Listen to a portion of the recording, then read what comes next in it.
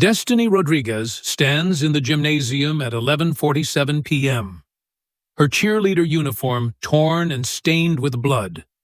The overhead lights flicker against the chaos below. Raymond Phillips lies unconscious on the hardwood floor, his face swollen beyond recognition. His breathing comes in shallow gasps.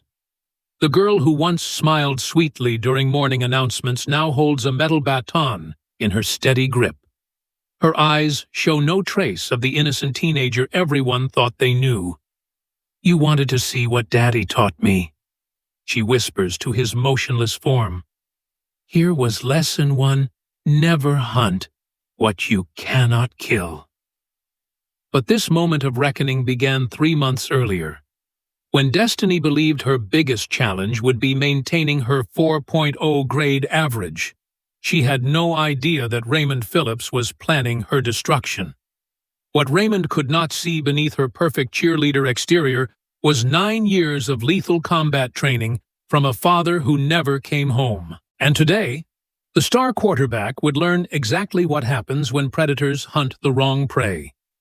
The alarm clock screams at 5:30 a.m. in the Rodriguez household. Destiny's eyes snap open with the precision of a trained soldier. Her bedroom reflects teenage perfection, pink walls adorned with cheerleading trophies, college acceptance letters pinned to a corkboard, family photographs showcasing a loving father who died 2 years ago. What visitors never notice are the subtle modifications, the reinforced window locks, the tactical knife hidden inside her jewelry box, the emergency communication device disguised as a phone charger. She moves through her morning routine with practiced efficiency.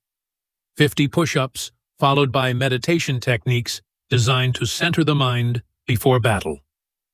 If you're enjoying this story of hidden strength and unexpected justice, please hit that like button and subscribe for more incredible tales. And if these stories inspire you, consider hitting the thanks button below. Your support helps me continue sharing these powerful moments that need to be heard. Thank you so much for being here. The mirror reflects a 17-year-old girl with honey blonde hair and bright green eyes. Beneath the surface lies something far more dangerous than anyone suspects. Clara Martinez waits in the kitchen, sipping coffee while monitoring 3 different news channels. Her aunt maintains the facade of a caring guardian perfectly. "Ready for another day of high school drama?" Clara asks, with a knowing smile. Her words carry deeper meaning than any teenager would understand. Destiny grabs her cheerleading bag. The modified equipment inside waited for purposes beyond school spirit. Today feels different, charged with an energy she cannot quite identify. The drive to Riverside Prep Academy takes exactly 17 minutes. Clara uses the time to scan for potential threats while maintaining casual conversation. "Remember what we discussed about situational awareness," she says as luxury cars fill the parking lot. "Trust your instincts and never let your guard down." The school rises before them like a monument to privilege. Its gleaming facade hides corruption that runs deeper than teenage politics. Riverside Prep Academy buzzes with the energy of entitled youth. Students emerge from expensive vehicles wearing designer clothes that cost more than most families' monthly rent. The social hierarchy here operates with military precision. Football players and cheerleaders occupy the summit, while scholarship students scramble for acceptance below. Destiny has mastered this environment through careful observation. Her popularity stems from genuine kindness rather than intimidation tactics. The morning announcements crackle through speakers as students file into homeroom.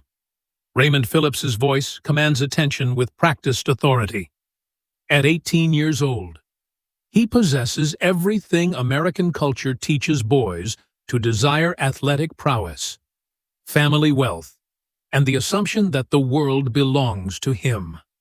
His father sits on the school board, while his mother chairs multiple charity organizations. Their donations ensure Raymond's mistakes disappear like morning fog. "Good morning, Riverside Prep." Raymond's voice echoes through hallways, His tone suggests someone accustomed to immediate obedience. Don't forget that winter formal tickets go on sale today. I expect to see everyone there supporting our wonderful school traditions. The camera in the main office captures his smile. Beneath the charm lies something predatory that most people choose not to see. Destiny enters her first period calculus class where Mrs. Patterson has arranged the seating to promote collaborative learning. Translation: popular students sit together while others fill the remaining spaces. She takes her designated spot near the window. The positioning offers multiple exit routes while maintaining clear sight lines to potential threats. Her notebook contains genuine mathematical equations mixed with tactical observations about her classmates' behavioral patterns. The morning passes in carefully orchestrated normalcy. Destiny participates in class discussions while cataloging every detail of her environment. She notices which teachers favor certain students, which administrators appear nervous around specific families, which janitors possess military bearing despite their civilian jobs. Information gathering has become second nature, a skill inherited from a father whose real profession remained classified until his death. The cafeteria represents Riverside Prep's social battlefield in microcosm, round tables arranged by invisible but absolute hierarchies. Destiny sits with her carefully cultivated group fellow cheerleaders who genuinely care about academics, student government members focused on actual service, and scholarship recipients who earned their places through merit.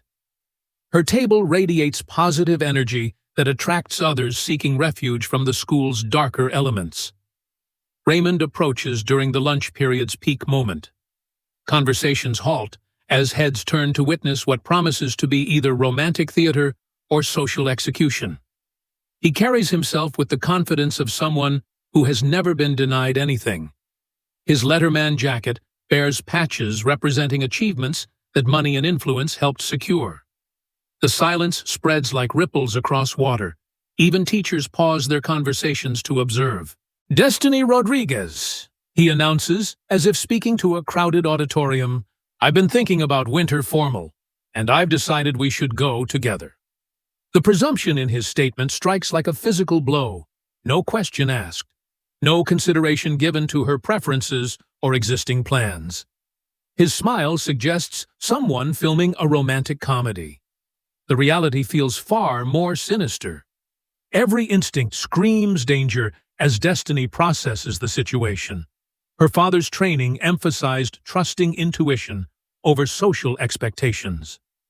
"That's very flattering, Raymond," she responds with practiced diplomacy. "But I already have plans for that evening." The words hang in the air like smoke from a fired weapon. She has just committed an act of rebellion in a kingdom that tolerates no dissent. Raymond's expression shifts for exactly 2 seconds. The mask slips to reveal something cold and calculating beneath the charming facade. Recovery comes quickly as he forces his smile back into place. "Plans can change, can't they? I'm sure whoever you're going with would understand that some opportunities are too good to pass up." The threat emerges wrapped in silk. Everyone present understands the subtext, even if they pretend otherwise. "I appreciate the invitation." Destiny maintains her polite tone while calculating exit strategies. "But I'm looking forward to my current plans. I hope you have a wonderful time at the dance." She delivers the rejection with grace that would make diplomats proud, unfortunately.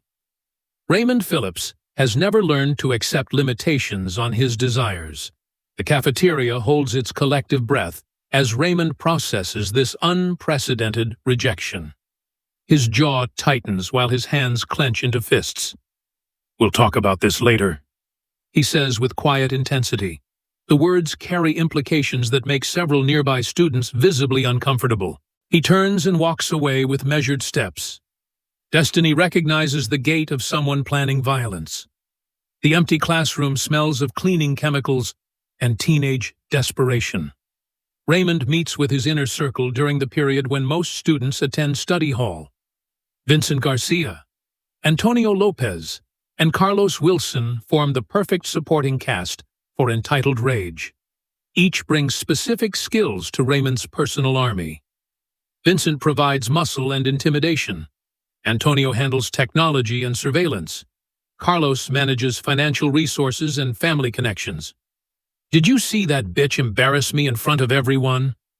Raymond's carefully maintained facade crumbles in private. His true personality emerges like a serpent shedding its skin. Destiny Rodriguez thinks she can humiliate me and walk away unharmed. She has no idea who she's dealing with. The others nod with practiced synchronization. They have witnessed these rages before and know their roles in what follows. Vincent cracks his knuckles with enthusiasm. The sound echoes through the empty room like breaking bones. Want me to have a conversation with her? Sometimes girls need help understanding their place in the social order. His suggestion carries the weight of previous actions. His reputation for violence preceded him to Riverside Prep from his former school. Nothing physical yet. Raymond's strategic mind overrides his immediate impulses. We start with reputation destruction and social isolation. I want her begging for forgiveness before we escalate to stronger measures. He pulls out his phone and begins scrolling through applications. Technology offers countless opportunities for creative cruelty in the digital age.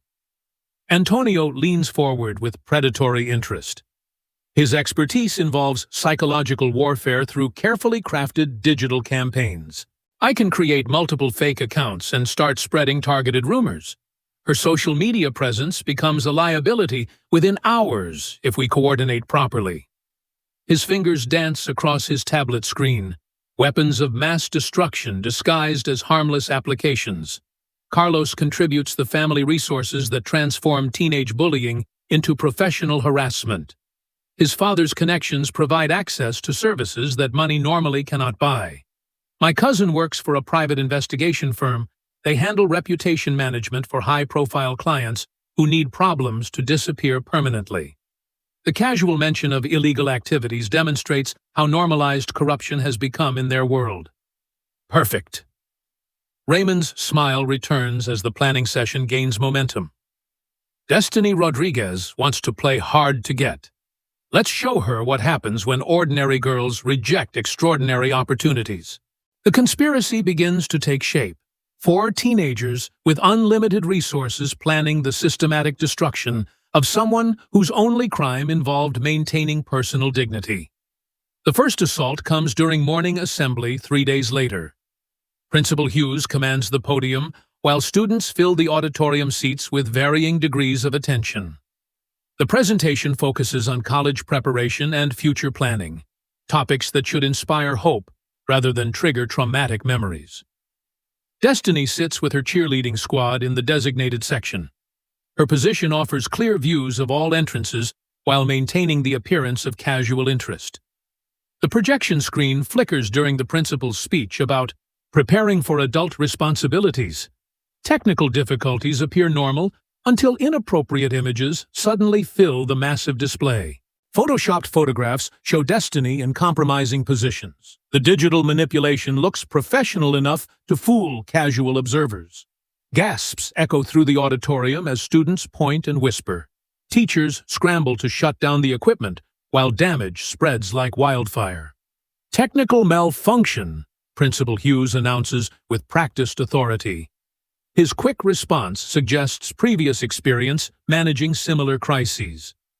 Please return your attention to the presentation while our staff resolves this minor issue. The dismissive tone implies that responsibility lies with equipment rather than deliberate sabotage. Institutional protection kicks in automatically to shield certain families from consequences. Destiny remains perfectly still as chaos erupts around her. Every instinct demands fight or flight, while training insists on maintaining cover. The photographs disappear within seconds, but modern technology ensures permanent preservation. Screenshots and recordings will circulate through social media within minutes. Her reputation faces systematic assassination while she sits powerless to defend against invisible attackers. The cheerleading squad surrounds her with protective solidarity. These girls understand female vulnerability in an environment where boys face no meaningful consequences for their actions. Those pictures were obviously fake. Madison Turner whispers with fierce loyalty. Anyone with eyes can see the digital manipulation. Unfortunately, truth becomes irrelevant when lies spread faster than rebuttals. Social media operates on emotion rather than evidence. Brooke Johnson, her closest friend since childhood, provides steady support through subtle gestures, a hand on the shoulder, meaningful eye contact, shared understanding that transcends words. "We know who you are," she says quietly as students file out of the auditorium. "The people who matter will see through this obvious setup." Her faith provides comfort. But naivety about their enemy's capabilities concerns Destiny more than the attack itself. The social media storm explodes across multiple platforms simultaneously. Coordinated posting suggests professional organization rather than spontaneous teenage drama. Anonymous accounts share the doctored images alongside fabricated stories about Destiny's family background, each post designed to maximum damage while maintaining plausible deniability. The lies focus on her deceased father, claiming corruption and criminal connections that transform her from victim to villain in the court of public opinion. Text messages flood her phone with mixture of support and condemnation. Friends express outrage, while strangers offer unsolicited advice about managing scandals. The volume overwhelms her ability to respond thoughtfully. Each notification brings fresh anxiety about reputational damage spreading beyond school boundaries. College admissions offices monitor social media profiles. Future opportunities hang in the balance as lies take root in digital soil. Clara Martinez recognizes the attack patterns from her intelligence background. The coordination and sophistication indicate resources beyond typical teenage capabilities. "This isn't random bullying," she explains during their evening debrief. "Someone with serious connections wants you discredited and isolated." Her assessment confirms Destiny's worst fears. The enemy possesses advantages that simple denial cannot overcome. The dinner conversation takes place in the reinforced basement that serves as their secure communication center. Soundproofing and electronic countermeasures ensure privacy from surveillance equipment. "Your father faced similar attacks before his death," Clara reveals with reluctant honesty. Character assassination preceded physical threats in a pattern designed to justify extreme measures. The comparison sends chills through Destiny's body. History appears to be repeating with terrifying precision.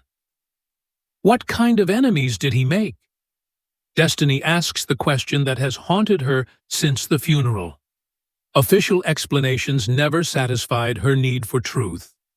Clara's expression shows internal struggle between protection and preparation.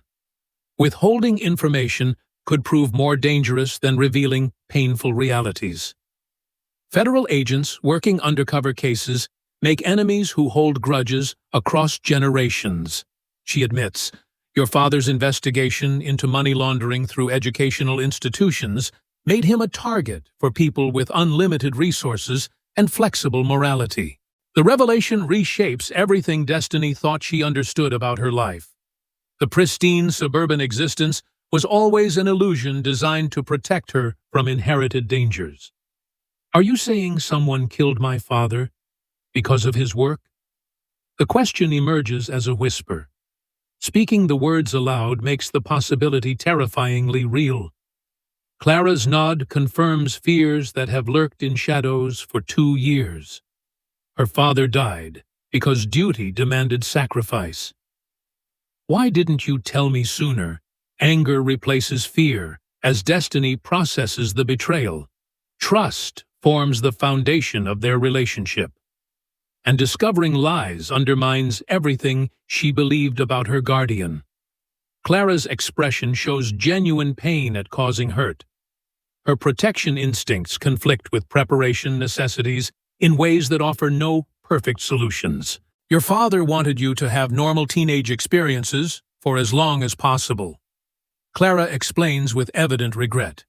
He hoped the investigation would conclude before dangers reached you directly. Unfortunately, some people never forgive, and they view you as unfinished business. The explanation provides context without comfort. Normalcy was always temporary. Borrowed time before inherited conflicts demanded attention. The guidance office ambush occurs during Destiny's scheduled college counseling appointment. Mrs. Morrison's normally organized workspace shows signs of recent disruption. File cabinets stand partially open, while computer screens display error messages. The technological chaos appears designed to create confusion and delay. I'm afraid we're experiencing some difficulties with our systems today, the counselor explains with frustrated bewilderment. Your application materials seem to have been corrupted during a recent server update. Destiny's carefully crafted college applications represent years of academic achievement and extracurricular dedication. Their disappearance threatens future opportunities that cannot be easily recovered. When will the system be restored? She asks, while calculating the time required to recreate lost work. Application deadlines wait for no one, regardless of circumstances. Mrs. Morrison's uncertain response suggests problems beyond simple technical failures. Someone has deliberately sabotaged her academic future. The SAT score reporting system shows similar mysterious malfunctions. Destiny's results vanish from databases, while her registration information remains intact. Phone calls to testing agencies result in automated responses and scheduling delays. Bureaucratic obstacles multiply faster than solutions can be implemented. The pattern suggests coordinated interference rather than coincidental difficulties. Her enemies understand that academic achievement provides escape routes from local power structures. Cheerleading practice that afternoon reveals additional sabotage attempts. Anonymous reports claim Destiny uses performance-enhancing drugs to maintain her athletic abilities. The allegations trigger mandatory testing protocols that transform teammates into witnesses for potential misconduct. Trust erodes as suspicion spreads through the squad like poison. Coach Anderson handles the situation with professional competence. But damage occurs regardless of eventual vindication. The drug test results return clean within 24 hours. Laboratory analysis finds no trace of prohibited substances in Destiny's system. However, rumors spread faster than corrections. Whispered conversations continue despite official exoneration. The absence of evidence doesn't prove innocence. Becomes the refrain among students eager for scandal. Social media amplifies doubts while ignoring facts that contradict preferred narratives. Evening brings the most personal violation yet discovered. Destiny returns home to find subtle signs of unauthorized entry throughout the house. Nothing valuable disappears, but personal items occupy slightly different positions. Photographs show fingerprint smudges, while dresser drawers reveal careful searching. The message is clear: nowhere is safe from enemies who possess unlimited patience and professional capabilities. Clara's immediate response involves comprehensive security sweeps using military-grade detection equipment. Hidden cameras and listening devices appear in locations that should have been secure. They've been watching us for weeks, she concludes after finding the third surveillance package. This level of infiltration requires resources beyond teenage capabilities. The discovery transforms their home from sanctuary into compromised territory. Safety becomes an illusion maintained through constant vigilance. The automotive sabotage occurs during third-period chemistry class. Destiny's car sits innocently in the student parking lot, while trained professionals modify critical safety systems. Clara receives the alert through hidden monitoring equipment. Tire pressure sensors detect punctures, while brake fluid levels drop mysteriously. They're escalating to physical harm, she announces during their emergency phone call. This is attempted murder disguised as mechanical failure. The mountain road between school and home features steep curves with inadequate guardrails. A brake failure at high speed would appear tragically accidental to investigating officers. Destiny realizes her enemies have moved beyond reputation destruction into lethal territory. The game has changed from social warfare to survival combat. "How long do we have before they make another attempt, Burs?" she asks, while calculating response options. Defensive postures no longer provide adequate protection against determined killers. Hours, maybe days. Clara's assessment carries the weight of professional experience. They're testing your reactions and gathering intelligence about our security measures. The next attack will be more sophisticated and harder to survive. The timeline demands immediate action rather than careful planning. Hesitation could prove fatal when facing enemies with unlimited resources and flexible morality. The evacuation protocol triggers automatically when Clara's detection equipment identifies explosive devices planted throughout their home. Years of careful preparation become worthless when enemies possess military-grade ordnance. "Grab the emergency kit and move to the safe house," she commands while destroying sensitive documents. "Everything we built here is compromised beyond repair." Their suburban sanctuary transforms into a crime scene as neighbors gather to witness the destruction of normalcy. The truth revelation occurs in Clara's mobile command center parked 3 miles from the smoking ruins of their former home.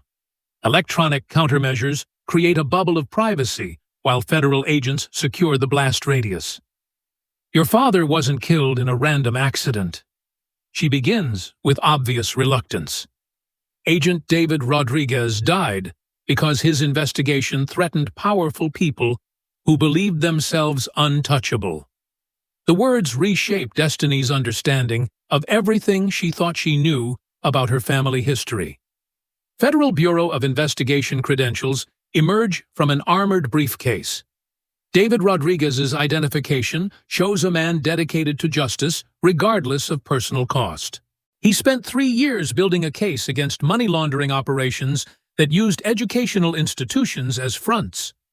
Clara explains while displaying classified documents, Riverside Prep Academy was central to the conspiracy, channeling millions through scholarship programs and building contracts. The revelation transforms her school from educational institution into criminal enterprise. Principal Hughes wasn't just protecting Raymond from consequences. Destiny realizes with growing horror. He was protecting the entire operation from exposure.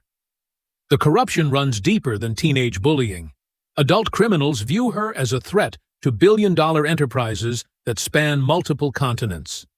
Every interaction at school now carries sinister implications. Teachers, administrators, and staff members could be part of the conspiracy. Why am I just learning this now?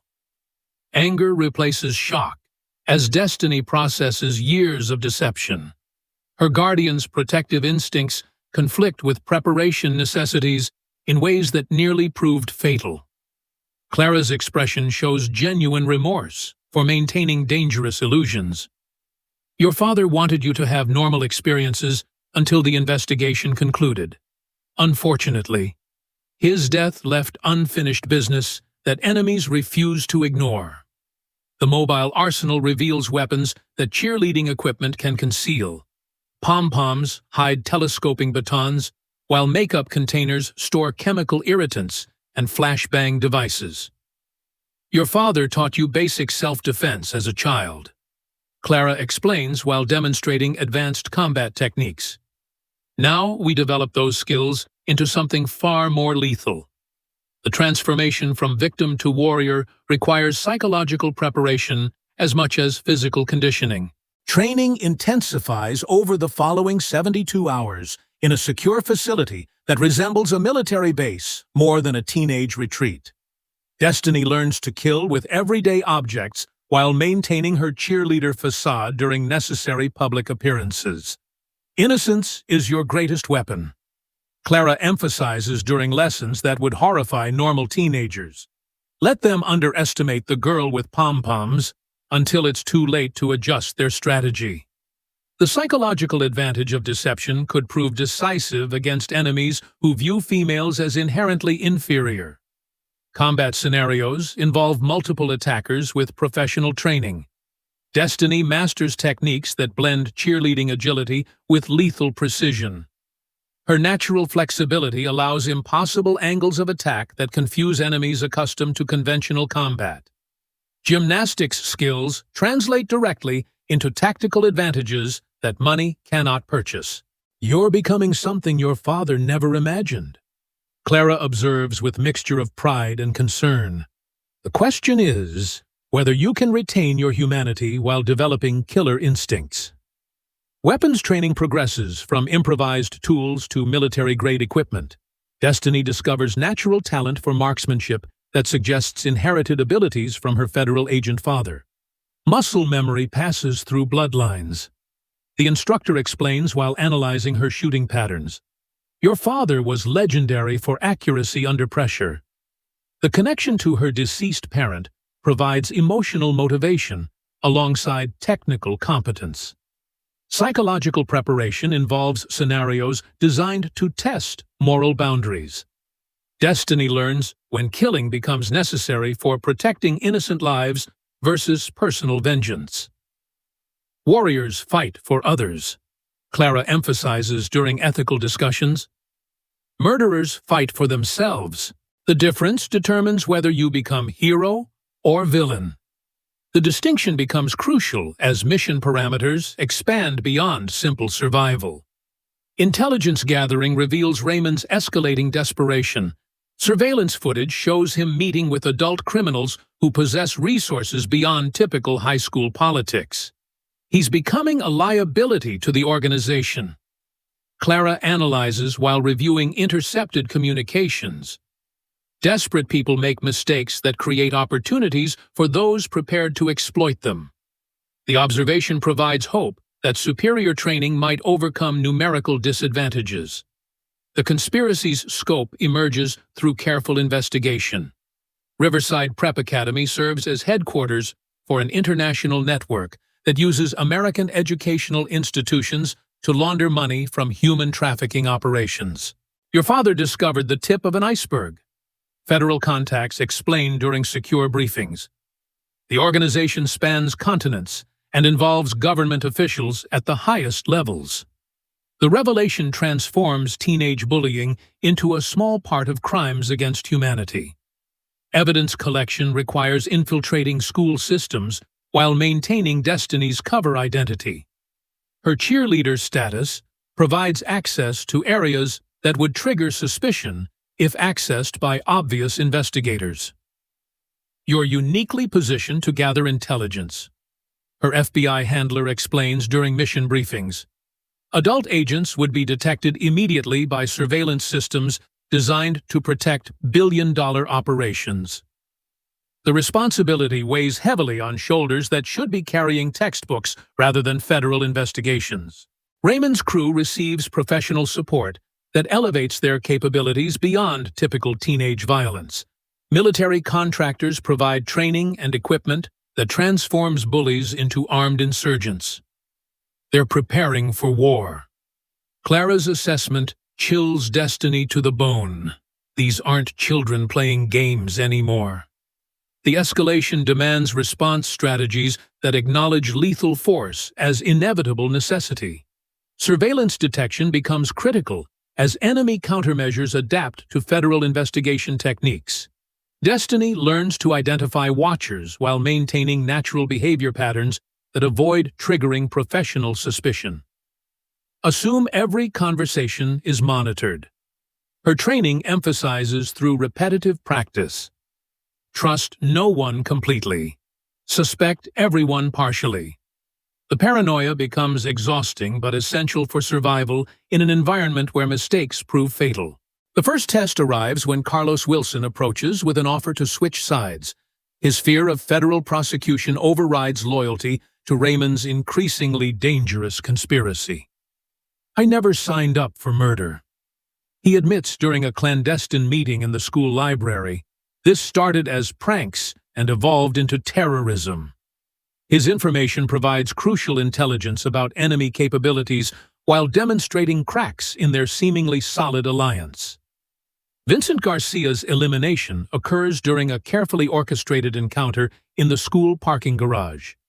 Destiny uses her cheerleading flexibility to evade his attacks, while systematically disabling him through precise strikes to nerve clusters. "You fight like a professional," he gasps before losing consciousness. "Raymond never said you were military trained." The comment confirms that enemies underestimated her capabilities despite extensive preparation. Antonio Lopez proves more challenging due to his technological expertise. He attempts to use school surveillance systems against Destiny while coordinating with external support teams. Her counter-strategy involves turning his own equipment against him. Hacked cameras provide false information while she approaches through blind spots created by strategic power failures. Technology only works when humans operate it correctly. She reminds him before rendering him unconscious. The systematic elimination of Raymond's support network creates psychological pressure that accelerates his breakdown. Video evidence of his crew's defeats spreads through social media despite attempts at suppression. He's losing control, Clara observes while monitoring his increasingly erratic behavior. Cornered animals become most dangerous when they have nothing left to lose. The warning proves prophetic, as Raymond's desperation drives him toward final confrontation. Principal Hughes attempts to intervene by threatening Destiny with expulsion and criminal charges. His corrupt authority represents institutional protection that normally shields wealthy students from consequences. "Your investigation ends now," he demands during a meeting designed to intimidate. Some families possess influence that extends beyond local jurisdiction. His miscalculation reveals ignorance about federal law enforcement capabilities. Coach Anderson's true identity emerges as the meeting progresses. Her sports background conceals years of FBI training and assignment to monitor the Academy's criminal activities. "Special Agent Dorothy Anderson," she announces while displaying federal credentials. "Principal Hughes, you're under arrest for money laundering and conspiracy to commit murder." The revelation transforms Ally into powerful backup that shifts tactical balance decisively. The hostage situation develops when Raymond's adult handlers decide that subtle approaches have failed. They abduct Brooke Johnson to force a final confrontation on their terms. "Meet us at the school gymnasium at 11 p.m. The encrypted message demands with terrorist precision, "Come alone, or your friend dies slowly." The ultimatum eliminates strategic options while playing to Destiny's protective instincts. They have chosen perfect leverage to ensure compliance. Preparation for the final battle involves selecting weapons that cheerleading uniforms can conceal. Destiny's modified equipment includes enough lethal capability to engage multiple professional opponents. "This isn't a rescue mission," Clara emphasizes during final briefings. "This is an assassination assignment where your friend's life depends on perfect execution." The stakes demand flawless performance against enemies who expect her to fail. Federal backup positions itself around the school perimeter. Agent Anderson coordinates tactical support while maintaining plausible deniability for Destiny's actions. "We can't intervene directly without endangering the hostage," she explains through secure communications. "You're essentially operating alone until the situation resolves." The isolation increases pressure while emphasizing personal responsibility for outcomes. Destiny enters Riverside Prep Academy's darkened hallways at exactly 11 p.m. Emergency lighting casts eerie shadows while her modified cheerleading uniform conceals enough weapons to outfit a small military unit. The gymnasium doors stand open, like the mouth of a predator. She advances with calculated steps, while analyzing potential threats and escape routes through training that has become instinctual. Raymond waits in the center of the basketball court, with Brooke tied to a chair. Vincent and Antonio have been replaced by professional mercenaries, whose military bearing suggests extensive combat experience. "Welcome to your execution, Princess," Raymond announces with obvious satisfaction. "Tonight, you learn what happens when ordinary girls reject extraordinary boys. His arrogance blinds him to the transformed opponent approaching across hardwood floors. Let her go. Destiny's voice carries new authority that years of training have developed. Gone is the diplomatic cheerleader seeking peaceful resolution. Your quarrel is with me, not innocent bystanders who stumbled into our conflict. The words establish moral high ground while positioning herself for optimal tactical advantage. Heroism requires calculated risks rather than reckless gestures. Always the noble martyr. Raymond sneers while professional killers take flanking positions. Your daddy thought he was saving the world too. Look how that worked out for him. The revelation that he participated in her father's assassination ignites controlled rage that fuels precision rather than emotional chaos. Vengeance becomes a dish served with surgical accuracy. The first move comes when Destiny triggers the fire alarm system, emergency lighting strobes while sirens wail throughout the building. Darkness provides cover as she launches her counterattack with precision learned through countless training sessions. Cheerleading flexibility allows impossible angles of attack that confuse enemies accustomed to conventional combat patterns. Professional assassins fall to techniques that blend innocence with lethality. Each opponent discovers too late that the cheerleader possesses skills that exceed their own training. This is impossible. The lead mercenary gasps while bleeding from wounds that precisely avoid vital organs. Children don't fight like special forces operators. His amazement reflects a worldview that cannot accommodate females who refuse victim status.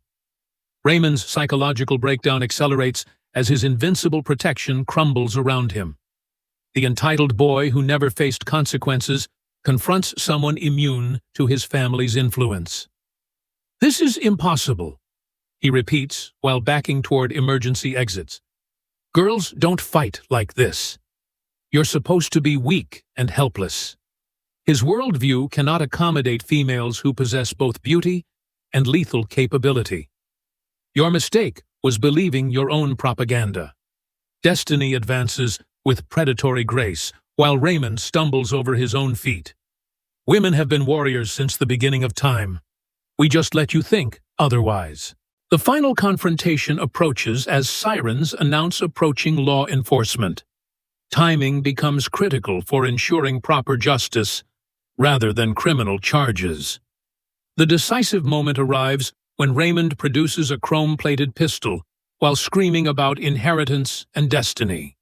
His shots miss by inches, while Destiny's response demonstrates surgical precision acquired through intensive training. Her baton strike disarms him before systematic pressure point attacks induce unconsciousness. He collapses without dignity while emergency vehicles surround the building. Federal agents led by Coach Anderson secure the crime scene with military efficiency. The gymnasium transforms into evidence collection site, while paramedics treat wounded conspirators. Outstanding work.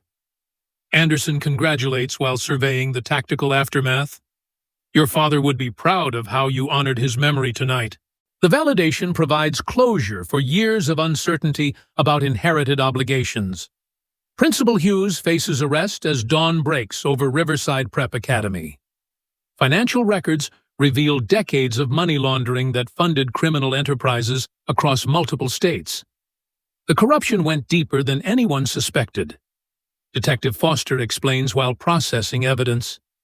Your father's investigation barely scratched the surface of this conspiracy.